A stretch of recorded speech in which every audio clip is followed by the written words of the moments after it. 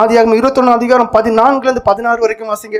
Abraham அதிகாலையில் எழுந்து அப்பத்தையும் ஒரு துருத்தி தண்ணீரையும் எடுத்து அவருடைய தோளின் மேல் வைத்து பிள்ளையை ஒப்புக் கொடுத்து அவளை அனுப்பிவிட்டார். அவள் புறப்பட்டு போய் பேர்சபாவின் வனாந்திரத்திலே அலைந்து திரிந்தாள். துருத்தியில் இருந்த தண்ணீர் சிலவழிந்த பின்பு அவள் பிள்ளையை ஒரு செடியின் கீழே விட்டு, பிள்ளை சாகரை நான் பார்க்க மாட்டேன் என்று எதிராக அம்பு பாயின் தூரத்திலே போய் உட்கார்ந்து சத்தமிட்டு அழைத்தாள். தேவன் பிள்ளையின் சத்தத்தை கேட்டார். தேவதூதன் வானத்திலிருந்து ஆகாரை கூப்பிட்டு, ஆகாரே, உனக்கு என்ன சம்பவித்தது?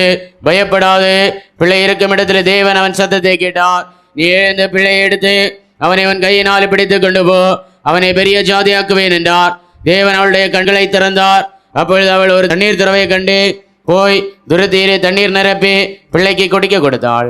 பாருங்க, கண்களை திறந்தார், துறவை காண்பித்தார், தண்ணீர் திருப்தியா குடிச்சா, தன் பிள்ளைக்கு கொடுத்தா.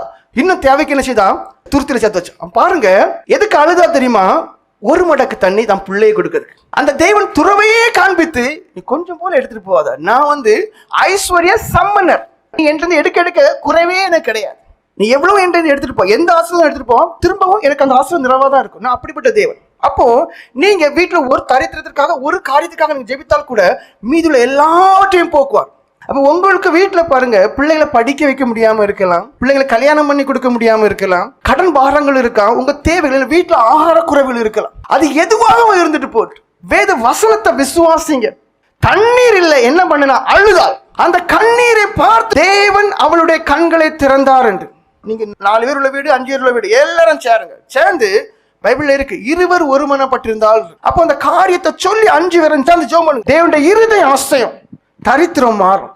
தேவன் யாருன்னு உங்களுக்கு தெரியும். செங்கடலை பிளந்த தேவன், கடலுக்கு ஆழத்துல குண்டும் குழியே இருக்கும், அதை வரைக்கும் நடந்து போற சமமாக்குன தேவன். தண்ணீர் அது எங்கேயுமே திடப்பொருளா இருந்தது கிடையாது, அதை அப்படியே திடப்பொருளா நிக்க வச்சுட்டார். தண்ணி வேணும்னு கேட்டாங்க, கண் மலையை பிளந்து கொடுத்தார். அவர் தேவன். உனக்கு கடன் பிரச்சனையா, படிக்க வைக்க முடியலையா, பிள்ளைகளுக்கு கல்யாண வாழ்க்கை பண்ண முடியாது, முதல் வேலை நீ செய்ய வேண்டியது, நீ மனுஷனா மாறு, நீ பாவத்தை விடு.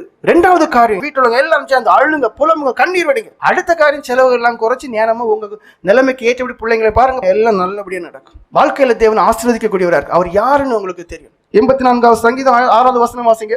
அழுகையின் பள்ளத்தாக்கை உருவ நடந்து அது நீரூற்றாக்கி கொள்கிறாள்.